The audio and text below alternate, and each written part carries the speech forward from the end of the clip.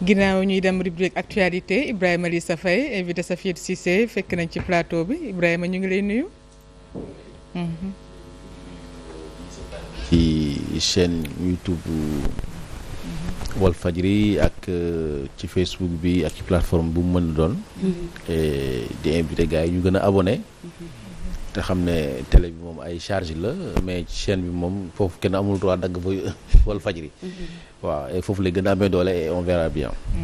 d'accord incha allah ci kanam tuuti xam naa Safiatou. da nga ñëw Ibrahima Lissa Faye. Lissa Faye voilà mu nekk président bu APEL. mu nekk suñu ganub rubrique éco entreprise ñu nar a waxtaanee comme ni ma ko annoncé léegi xam naa ne da ngaa tardé des fois nag da ngay teel a yeewu.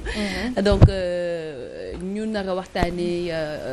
tëj Walfadjri donc peut-être mën nañ ko tëj mais mënuñu ne kenn du ko fi jooyee mais dinañ ñëw également Lissa si jafe-jafe yi nga xamante ne presse en ligne ñu ngi koy jànkonteel jamono ji ak restriction des données mobiles. d'accord ci kanam tuuti lay doon comme ni ñu ko waxee woon rubrique actualité Théodore Semedo actualité bi duñ ko commencé lépp lu ñu laal ba pare ñuy commencé beneen actualité moom mënuñ ko ñu retiré suñu licence Théodore Semedo muy lu metti loo xamante ne kenn xaareewu ko ci groupe Walfadjri jumtukaay bu mag boo xamante ne El Hadj Sidy Lamine Niass bàyyi ko fi muy muy matérielu askan wi bañ nañ ko ba la voix des sans voix boo ko tuddee kon lor nañ ñi nga xamante ne moom mooy la voix des sans voix yi nga xamante ne ñoom ñooy ñuy seetaan ñooy nekkal ñun saa su ne ba ñu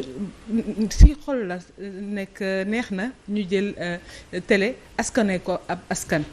noonu laa doon expliquer ay ñoo xamante ne nekkuñ Sénégal bu ma leen expliquer télé bi bu ñu mënee télé bi ban télé la man leen télé bi moom mooy télé bu gën a jege askan wi loolu rek nga koy mën a waxee boo leen ko waxee la ñuy soog a wax ñu ne kon télé bu am doole la te ñoom déjà suivre duñ ko xamuñ ko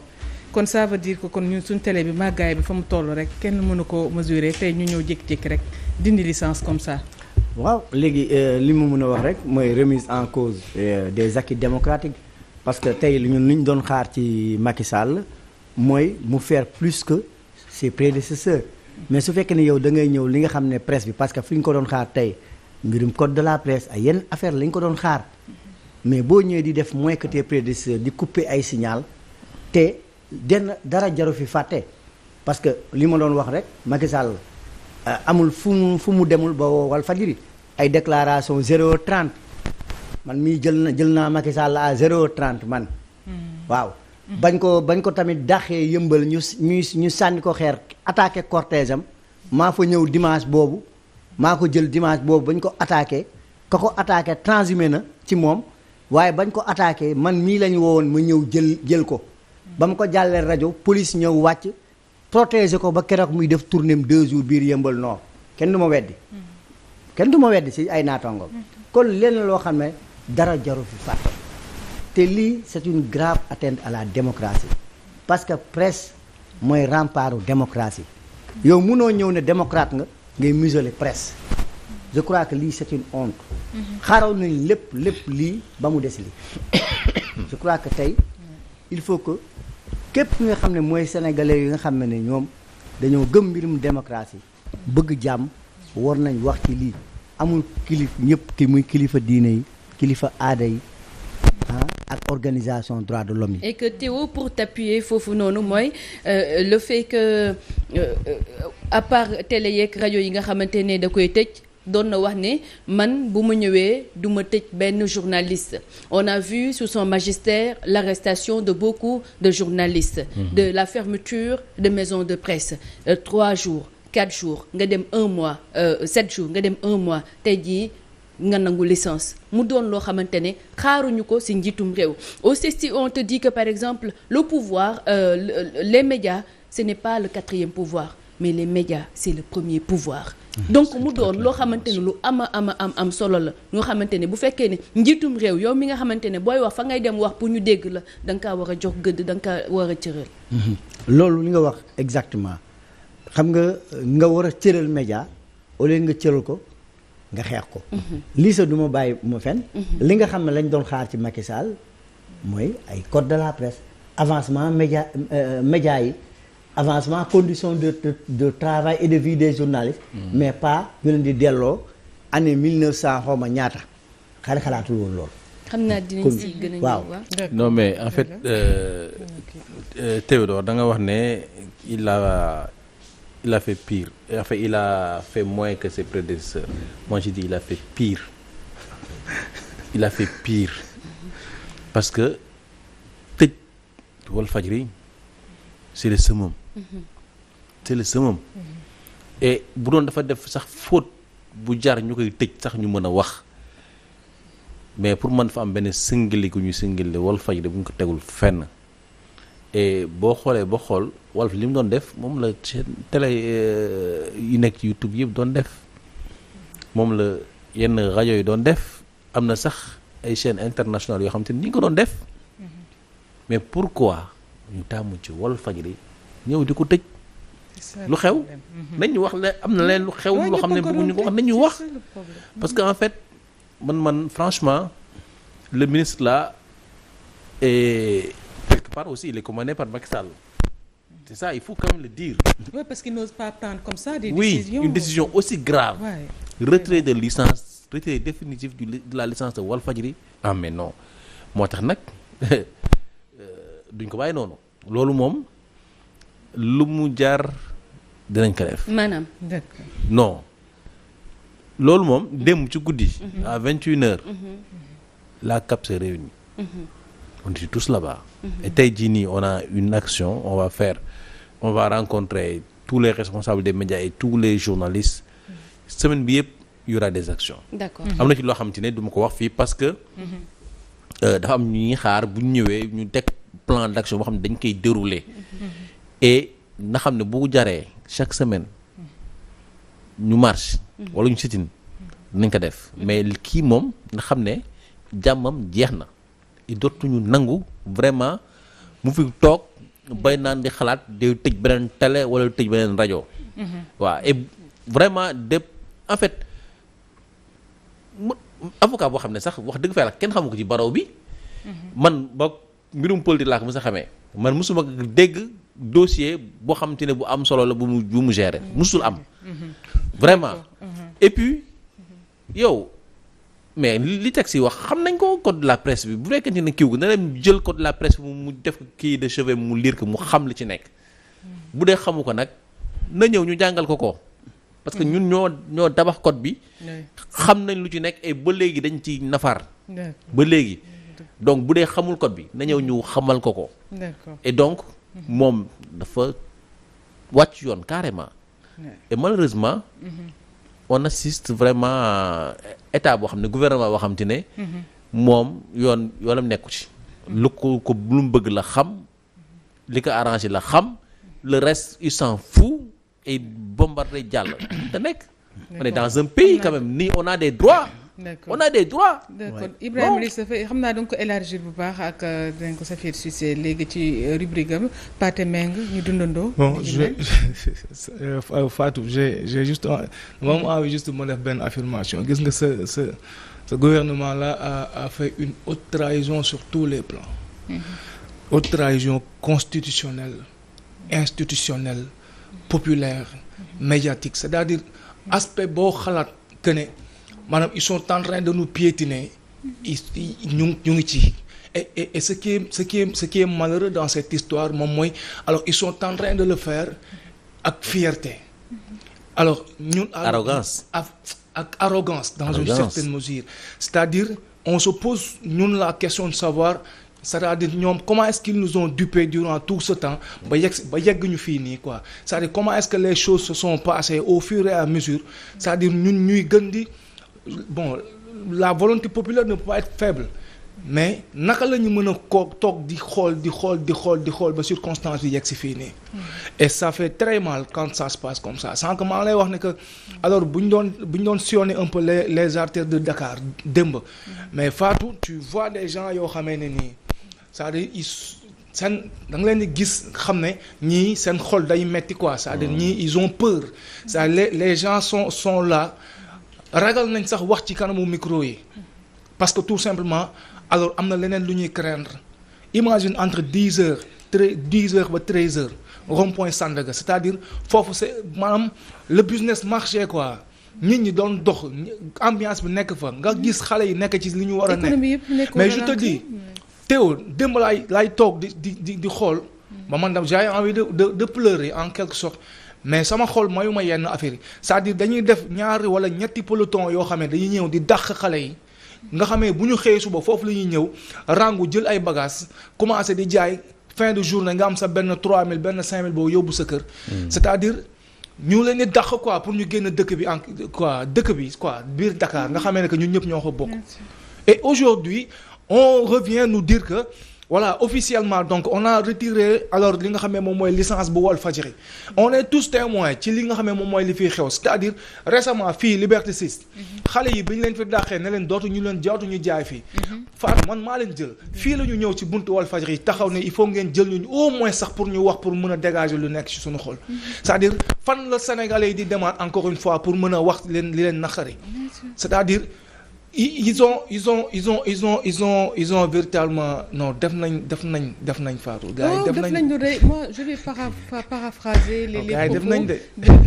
de Cheikh Niass qui dit que c'est un coup d'état médiatique. Ouais, c'est un coup d'état médiatique parce que lu mel ni nii le retirer licence. c'est illégal sous toutes ses formes. couper signal rek télé dafa graaw mais nga retirer licence. les arguments brandis par le ministre moom vraiment. Ça sont des pas. arguments qui ne tiennent pas debout. Waaw c'est une décision illégale sous toutes ses formes ça je le dis haut et fort. Et puis Théo excuse-moi moom quand il ose affirmer que le groupe Walfadjri fait tout sauf du journalisme c'est-à-dire moom na bu mu fàtte ne barki démb Ndiaye la ñëw fii Walfadjri lan mooy lu mu jotul wax ci kanamu caméra yi Walfadjri c'est-à-dire andi historicité c'est-à-dire lépp loo xam ne mais xanaa ne moom dafa redéfinir les standards du journalisme. et puis moom daf ñu gën a xam lan mooy journalisme. vraiment est-ce que dafa jàng toog ci banc yi daj li ñu daj ci banc yi. di exercer métier bi depuis ay. il est médiocre plus de 20 ans. waaw mu naan ñu def ñu journalisme. mais yow kii daf ñu yàpp. non quand même li may wax tout le temps rek damay nekk communication daa arranger homme politique mais information day déranger moom information moo ko déranger moo tax xamul lan lay wax. waaw yow urgence sociale yi mu ngi nekk feneen yéen foofu ngeen waroon dem population yi sonn ngeen régler seen problème ñun defuñu leen lu dul lan informer juste et vrai loolu nag yow yaa waroon toppatoo urgence su kii te yow urgence bi ñu la dénk mooy nga dem ci média yi xool seen problème nga régler ko ak acteur u média yi mais pas ngay tee di tëj ay Semedo demee wala léegi nii bu dara xewaatoon Walfadjri dina génn dina ko couvrir. loolu mooy rôle am. média dara du xew ci dëkk bi nga toog croiser les bras doo ko couvrir. non dëgg non donc bu fi dara xewaatoon léegi nii équipe bi dañuy génn nañ ko couvrir bu fekkee ci ne nag day naqari xolam nag. billaay ñii nañu wax dañu war sàcc alalu réew mi ñëpp ñii nga xamante ne seen sàcc yi métti yi nga xamante ne def ngeen ñu ko yéen gouvernement bu Sénégal yéen war ngeen tal naan da ngeen di retirer ay licence Walfadjri force Covid 19 li ngeen fi defa ngi ni ñëpp sonn nit ñi toog seen kër yi bàyyi lépp seen activités yi ngeen dem xaalis dëkk bi jël xaalis bi dem distribuer ko ba pare kenn wax ko ñëpp a woon génn normalement blâmer loolu ngeen xamante ne def ngeen ko def ngeen scandale bu nekk def ngeen ko jël ngeen suuf réew mi yëpp caxatee ko ay victime nga fi waxatuma dara ngeen jël alal ñëpp ne tekk bàyyi lépp ñu sedd ngeen jël loo xamante ne banaan la ab chaîne de télé au lieu ngeen joxe ay sanctions ngeen di permettre di retirer ay signal comme ay licence comme ça non lii lu ñu waxee dinañ waxati lu gën a pire sax loo xamante ne suñu collègue yi def nañ ko bañ leen di avertir naan nañ arrêté wala du kii en tout cas. Théodore Semedo. waaw xam naa dañ ñëwaat ci ponk boobu ak lii sax li mu doon wax ci plan d'action bi. waaw ci beneen ponk mooy li ñuy wax mbirum démb yaa ngi koy wax sànq mbirum assemblée nationale. li fa xew c'était vraiment au théâtre ce soir lu tax mooy quand des députés dañuy dem ba nga xam ne ay gendarmes dugg ci biir di leen malmener ça c'est une honte pour l'image du Sénégal moo écorné bu ñuy jël ay députés di leen xëcc di leen traîner c'est honteux pour l'image du Sénégal je crois que ñun waruñu def leen force de défense et de sécurité dafa war a nekk régulatrice mais pas muy participer pour di jël ay députés di leen traîner comme ça c'est l'image du Sénégal vraiment télé boo kii au plan international ñëpp Sénégal lañ kii et je crois que tey conséquence bi nga xam ne moo am ci affaire bi am suba démb gis nañ ne vote boo xam ne sans débat vote sans débat y a pas de démocratie lii sax xam nañu ko vote bu amul débat comme dañu ne woon vote boo xam ne nit ñi exprimé wuñu seen i ressentiment ak li ñu xalaat ci mbir mi. xam nga loolu moom amul du démocratie. te loolu am mu ngi koy fàttale ko ci parti socialiste loolu ñu amoon mooy seen congrès sans débat boobu nga xam ne dafa juróon après lan. ay front biir parti socialiste. ay Moustapha Niasse lem bagaasam Djiboka lem bagaasam ainsi de suite mu ne am conséquence ba ñu perte pouvoir bi en 2000 tey nii li nga xam ne moo am démb c'est tout sauf vraiment de la démocratie doolécratie la doolécratie du démocratie mais doolécratie mooy lu ma neex laay def bu yóbboo ngeen nangooyoo ko noonu parce que tamit assemblée débat la assemblée du mbirum boo xam ne yow da ngay ñëw impôt parce que dañuy waxtaan parce que yow député bii ni la nommé yow pouvoir député opposition boobu tamit noonu lañ ko fale nga waroon nangu débat dîner mais yow boo ñëwee ba nga xam ne yow président assemblée tamit erreur la def moom bu mu nanguwee ñuy def vote sans débat parce que tamit règlement intérieur ñoom lañuy règlement intérieur assemblée moo nekkat avant ngay kii ñuy dem ci plénière au moins 24 heures avant war nañ am affaire bi ci seen loxo ñu xam ne lu mu tëddee ak lan lañ ci kii. mais article 46 bu règlement intérieur. mais loolu yëpp amul ñu ñëw rek ne la ale acca dem ci te lu ñuul ci soor bi waxuñu ko parce que nag am na loo xam ne lu garaaw loo xam ne mu ngi ci affaire bi xamuñu ko. xam nga mooy lan. mooy ña amoon parrainage citoyen dañ leen di ne cundun bokkatu leen. sànni leen mbalit kon dina yombee noonu. conseil constitutionnel mu ngi xaar pour xool dossier bi conseil constitutionnel dina xool apprécier ne dina ko ma ne gis nga fii. mais conseil constitutionnel moo war ñoom dañoo jël seen décision bàyyi de mais am na fu ñu leen di xaaree de. xam nga Fatou. 2012 ba léegi ñu ngi gis di ngay naan lu am rek bu mu leen bett mën nañ xëy suba dina dissoudre nañ conseil constitutionnel. mais li yomb na trop déet Fatou. parce que fii lu nekk kii na fi te comme nii affaire bi parrainage citoyen boobu cela veut dire que tey ñi nga xam ne lañ demoon ci base parrainage citoyen boobu ba nekk candidat ku ci mel ni Boubacar Camara ku ci mel ni professeur dañoo bari waaw ñoo ñëpp ku ci mel ni Déthié Fall doo damay wax rek waaw ñoo ñëpp tey ñu ne leen acca yéen ñëpp dem nañ sa mbalit ba xam léegi nag ñu ne léegi dañ koy battre lan ci benn système boo xam ne yow foog nga am maanaam ci mairie nga koy kiiwee ci à partir des maires ou conseils départementaux léegi ñu ne léegi da ngay def seuil bi entre 44 231 électeurs ba 58 975 électeurs mooy maximum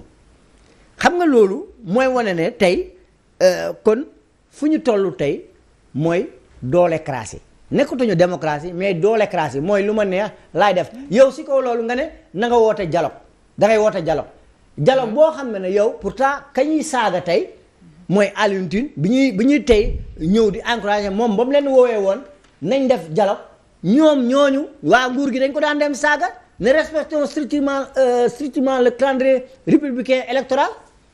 loolu la ñu waxoon nañ respecter calendrier républicain électoral anamu tey nii mu ngi nii tey ñoom li ñu bañoon démb te mu ne faisons des élections inclusives tey ñoom ñoo ñëw na léegi nañ def te bañ a respecter calendrier républicain kon fu mu toll nii nekkatuñ ci jamono boo xam ne démocratie doolécratie lañ nekk doolécratie boo xam ne lu ma neex laay def lu ma bëgg. mën nañoo def lu leen neex mais tôt ou tard bu dee 6 mois 3 mois élection dina amee te dinañ taxaw. Ils vont dialoguer avec qui et nécessité def dialogue jamono jii nii maanaam ban pertinence ban importance c'est-à-dire ban degré de pertinence la def dialogue par moment bii nii am c'est-à-dire c'est pas que dañuy wax ne maanaam jaratul ñuy toog di waxtaan mais du moment que moom mu ngi góorgóorlu maanaam di def li ko neex selon dooleem ak selon li nga xam ne moom mooy manipulation bu mu mën a def ci à la fois bon ci législature bi ak li nga xam ne moom mooy exécutif bi mais attendez est-ce que c'est-à-dire ban opposant moo war a am base su dem jàkkaarloo ne day def dialogue mais il n'y a pas de raison ñu dem dialogue c'est-à-dire puisque am na doole ba ne day def na continuer def li muy def. malheureusement li ngay wax nii. c'est vraiment mais malheureusement comme li ñuy wax mooy tey moom dafay teg ay acte yu muy teg quand il est en instinct de faiblesse on dialogue ñu waxtaan su ma nekkee en position de force je muselle waaw je mat et je muselle moom yàgg na leen ko wax parce que moom ne woon na leen lu mu agenda bu mu yore woon moom la yore ba léegi réduire à sa plus simple expression te ñoom ñëpp moom la agenda boobu lay dérouler te fu mu toll nii cela veut dire que léegi xoolal ki nga xam ne tey nu mu tudd yom Thierno Alassane Sall yooyu yëpp acca donc comme pour wax la ne tey nag fii nag la ñuy xaaree kilifa diine yi waaw fii la ñuy xaaree parce que tamit jàmm dafa war a bâtir si dëgg parce que nit ki bu fekkee ne dañuy dem ci jàmm te jàmm bu ñuy def amul sincérité amul dëgg foofu mooy problème. Mais l'église a parlé. Oui. Monseigneur Adrien Sarr. Monseigneur Benjamin Diagne. Excusez-moi. Mais il a parlé. Il a dit que ça mais c'est impensable. Parce qu'on est dans une démocratie. Et un président ne peut pas proroger, même l'Assemblée nationale agit sous l'ordre du président. Qu'on le dise, il n'y a pas une Assemblée nationale ici. C'est des valets du président. C'est sûr. C'est ça la vérité. Ouais, c'est ça, ouais. C'est des valets du président. Ouais. Et donc ce sont ces gens-là ñoo xët sàccu réew mi def lu leen neex ñëpp toog di seetaan c'est ça la vérité. Maintenant nag effectivement sëriñ si ni xaar ba xam ne dinañ wax wala du ñu wax mais également aussi conseil constitutionnel parce que conseil constitutionnel leen tuumaal boo paree aussi ñoom ñoo fi waxoon en 2016 que le mandat ne peut ni être prolongé ni être réduit carrément ñëpp dégg tey jii nag c'est sûr qu'il va être saisi bu dee nag dañu bëgg a wax le contraire tey jii ni rétropédalé problème Safi boobaa moom dina nekk man leneen. en fait li ma siy jaaxal démb à l'Assemblée nationale mooy comme marché da ngay gis tey jii ñuy ñii di xeex fii Amadou Mame Diop toog naan nu mu tuddati dégg naa leen dem leen ngeen toog donc comme si qu'il ne faisait même pas le poids c'est comme si que ni affaire bi da kaa dépassé woon hier on a suivi mais franchement da nga naan ñun fan nañu nekk ndax assemblée ndax ñii nii ndax jar nañoo décider pour une majorité un groupuscule boo xamante ne pour ñu déggante foog ñu yuuxu en fait mu ñëw ci formation des partis politiques mu ñëw ci école du parti mu ñëw également ci sens et responsabilité d'un homme politique nga xam bu baax lan moo la yóbbu à l'Assemblée nationale gis nga tey jii juge bi nga xamante ne moo nekk conseil constitutionnel bu fekkee ne xam na bu baax liñ ko fa yóbbu kenn du ko mës a jiiñ corruption ndem am na maintenant ki nga xamante ne mu ngi nekk à l'Assemblée nationale toogal fa parti toogal fa ndaw bi parce que on dit que ni sa pencum ndawum réew ba foofu la ñuy jëlee des décisions maintenant bu fekkee ne yow mi nga xamante ni yaa fa toogal askan bi foog nga yuuxu pour ñu dégg la non franchement foog ñu xoolaat la formation de l'Assemblée nationale comment choisir un député également. li sa sax wax tamit laay rejoindre mooy dafa dese njiit parce que dafa mel ni sax pause yooyu est-ce que pour man nekkul woon di câble biir chaque fois. président génn woo ko. ne ko lii xew na lan la ñu war a def lan la ñu war a continuer xëy na tamit Pathé. Non, c'est-à-dire c'est un monsieur qui manque de poigne, il faut le dire. C'est-à-dire c'est ça, il faut le dire, c'est un monsieur qui manque de poigne. boo xoolee la manière dont il était en train de gérer waxuma la sax démb mais yeneen expérience yi ci jot xew yëpp. mais tu sens que la chose là est complètement dépassée quoi. neexu la wax parce que kilifa la mais il faut quand même le dire. c'est-à-dire comme ni mu bette woon ñëpp bi ñu ñëwee ñu jël ko tekk ci chaise institutionnelle boobu. noonu la continuer di bett ñëpp ci prise de décision yi noonu la continuer di bettee ñëpp ci alors façon bu muy aborder un peu à travers donc li ñu jot a gis mais aussi benn aspect boo xamee ne que c'est assez comique mooy bi les députés de l'opposition bi ñuy yéeg di wax ne non on ne pourra pas accepter qu'il y ait vote. mais en moins de 5 secondes combien ont décidé de voter pour. balaa waaj di yéeg même pas 5 secondes il dit 104. voilà et puis décompte bi dafa gaaw on se pose la question de savoir alors yan baromètre moom moo ko mën a wax foofu mu toog ne non exactement 104 personnes ont soulevé la main. mais xam nga normalement vote bi bulletin secret la waroon doon. alors xam nga dañu profito ci pëccëxoo bi amoon noonu rek ne 104. mais dara leeru ci. non mais c'est extraordinaire et vraiment en fait gàcce. man vraiment dama rus maa ngi woon dem assemblée parce que mën naa dem assemblée. xool liggéey bi reporter yi ñu toogee woon. et puis doon suivre tuuti mais franchement day rus quoi parce que da ngay ne le Sénégal ne mérite pas ça. ce qu'on est en train de vivre là. c'est honteux yow sa bopp yow c'est-à-dire vraiment j'ai pas les mots pour le dire parce que j'ai tellement mal et j'ai passé des jours yoo xam ne nelawuma parce que man gëw ma ne Sénégal lañu yegg fii et bëri woon na vraiment des atteintes à la démocratie des atteintes aux libertés mais là moom c'est dañu xadd kaaba ga notre démocratie est à terre carrément. te Théo alors y a bon Fatou excuse démb wax nañ ko à plusieurs fois ci plateau yi maanaam adduna wërngal képp fu mu toll nii ñu ngi braqué seen ay bët ci sunu réew. te ñu ngi ree mais xoolal les pays du Sahel fu mu toll nii. waaw c'est-à-dire ça ce sont des gens yoo nga xamee ne que da ngay xam ne ñoom ñu ngi toog di yërëm les populations. mais dañu ñuy ree. gis nga seen communiqué bi. gis nga seen communiqué bi. da ngay xool xam ne non vraiment il commence à avoir raison sur nous. parce que fi mu nekk nii Macky ne vaut pas mieux que du tout. parce que ñooñu ils ont fait un coup d'état. Macky il a fait un coup d'état. c'est ça c'est important cette ceinture de feu bi nga xamante ne moom moo wër Sénégal. vous avez le Mali le Niger et le Burkina Faso qui sont sortis récemment de la CEDEAO donc mu doon loo xamante ne tamit jéggi na dayoo bu ñu demee tey jii ba yow kuréel bi nga bokk instance sous-régionale bi nga bokk wala régional bi nga xamante ne moom moo la waroon aar nga ne man génn naa fa parce que gisatuma fa sama bopp maintenant da ngay gis ñooñu noonu d'accord France dañuy daw de mais ñu ngi dem di lëkkaloo ji ak beneen pays mais kii ta di que ni est-ce que ñëw beneen pays boobu maanaam Russie wala beneen est-ce que ñooñu tamit gënuñoo yées France maintenant est-ce que Sénégal tamit ak pays africains yi waruñoo mën a boole seen biir ba bu ñu kiiwatee bu ñu jàkkee tamit dootuñu jarati ñu naan ñu ngi dem fële ñooñu Safiatou ngay tudd dañoo am indépendance ñun moom ci dépendance lañ nekk ba léegi amuñ indépendance moo bi rek a fi nekk moo tax ñuy wax les jeux troubles de la France les jeux troubles de la France parce que xam nga pourquoi vraiment maa ngi nuyu passage Seyni Diop bi ci kii at bu baax c'est quand même inquiétant parce que la France bi nga xam ne tey lu ñu mënti wax xam nañ les relations France-Afrique ak moom lu mu yàgg wax di appeler à l'apaisement du climat politique sénégalais jéem sax jox ko les acteurs politiques sénégalais bu mu fi amee woon crise en mars 2021 aujourd'hui sur le non-respect de la Constitution ñoom qu'est-ce que la France pense de ça mais ñoom ñu noppi qui ne dit rien consent Union européenne seen communiqué bi waaye même bu dee ma ne Union européenne influence dëgg bi am France am Union européenne amu ko fi parce que France yàgg na dugg ci espace africain que soit au Tchad au Cameroun et puis on a des relations historiques ñëw rek jékki-jékki intervenir fu nekk parce que souvent li ñuy gis dans en matière de géopolitique mooy nit ñi dañuy def lenn dañuy ñëw par exemple Nations Unies def mais da ngay gis état occidental bi ci boppam benn état bu mu nekk état occidental mooy ñëw appliquer moom li ko neex gis nga tey boo xoolee tey États-Unis bi ñëw ne respectons les droits de l'homme